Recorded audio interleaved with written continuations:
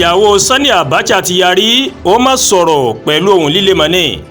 Ó ní ẹ wò ọkọ mi kò mọ̀ jí owó Nàìjíríà. Ẹ yé bà lórúkọ jẹ́ o. Ìyàwó Sani Abacha ìyẹn Mariam Abacha òun ló sọ bẹ́ẹ̀. Bí olórí Nàìjíríà tẹ́lẹ̀ kan bá wà tí gbogbo aráàlú gbàgbọ́ pé ó mọ̀ jí owó orílẹ̀-èdè yìí kó pamọ́ sí àwọn ìlú òkè òkun, olóògbé ọ̀gágun Sani Abacha ni o. Ṣùgbọ́n ìyàwó rẹ̀ Mariam Abacha ó ti ní ọ̀rọ̀ kò mọ̀ rí bẹ́ẹ̀. Ó ní kí wọ́n yé ba orúkọ ọkọ òun jẹ́ kiri o. Níbi ìfọ̀rọ̀wánilẹ́nuwò kan tí wọ́n máa ṣe fún abilékọ Abacha lórí tẹlifíṣàn TVC lọ́jọ́ àìkú Sunday, ó ní obìnrin náà ti fi ìbínú sọ̀rọ̀ yìí. Ìfọ̀rọ̀wánilẹ́nuwò òun mà ló mà wáyé o láti sàmì ọdún 27 tí Abacha ti dágbére fáyé o. Ọjọ́ 8 oṣù kẹfà ọdún 1998 ó ní olóògbé Sani Abacha ó mà ló mà dágbére fáyé o lẹ́yìn tó ṣèjọba ológun orílẹ̀-èdè yìí láàrin ọdún 1993 sí 1998. Ọ̀pọ̀ nínú àwọn tó ṣèjọba lẹ́yìn rẹ̀ ó ní wọ́n ti rí owó ńlá gbà padà lórúkọ Abacha o, èyí tí olóògbé náà tó ṣe lọ́jọ́ sí àwọn báńkì ilẹ̀ òkèrè ní US, UK, Switzerland àti bẹ́ẹ̀ bẹ́ẹ̀ lọ o. Ní tẹ̀síwájú àwíjàre ìyàwó Abacha, ìyàwó náà sọ wípé ìṣúná ọkọ òun lásìkò tó ṣe ìjọba kò yí àwọn tó ń sọ wípé ó mà jí owó Nàìjíríà pamọ́ sí òkè òkun. Ó ní kí àwọn tó ń dúnkokò mọ́ ọkọ òun kí wọ́n mú ẹ̀rí tó dájú wá o tó bá jẹ́ wípé Abacha mà jalè tàbí fi owó ìlú pamọ́ o. Ẹlẹ́rìí wo ló ṣojú rẹ̀ nígbà tó ń fi owó pamọ́ sí òkè òkun? Àmì ìbéèrè ló gbé pọ̀n. Oníṣẹ́ rí ìbuwọ́lù tàbí ẹ̀rí owó kankan tó tọ́jú pamọ́ sílẹ̀ òkèrè. Owó tí ọkọ mi fi pamọ́ fún Nàìjíríà láàrin oṣù díẹ̀ òun ló pòórá. Àwọn èèyàn kò mọ̀ sọ kankan nípa yẹn. Kí ló dé o tí àwọn èèyàn fi ń nàka àbùkù sí i? Ṣé ìṣòro ẹlẹ́yàmẹ̀yà nìyẹn ni àbí ti ẹ̀sìn àbí kí ni ìṣòro àwọn ọmọ Nàìjíríà gan? Ìyàwó Abacha ló ń béèrè bẹ́ẹ̀ lọ́wọ́ àwọn tó jẹ́ pé wọ́n ń gbéròyìn kí pé ọkọ òun mà jalè mọ̀ ní.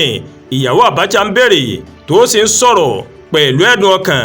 Ó wá ṣàlàyé, ó ní mo gbàdúrà fún àwọn ọmọ Nàìjíríà, mo gbàdúrà fún gbogbo wa, mo bẹ̀ Ọlọ́run kó jẹ́ ká lè ní èrò dáadáa lọ́kàn wa, ká yé parọ́ mọ́ àwọn èèyàn, ká sì yé di ẹ̀bi rù wọ́n. Obìnrin àkọ́kọ́ ní Nàìjíríà láàrin ọdún 1993 sí ọdún 1998 tí ọkọ rẹ̀ kú náà. Ó má tẹ̀síwájú pé ìwà àwọn èèyàn Nàìjíríà kò mọ̀ dá síra wọn o.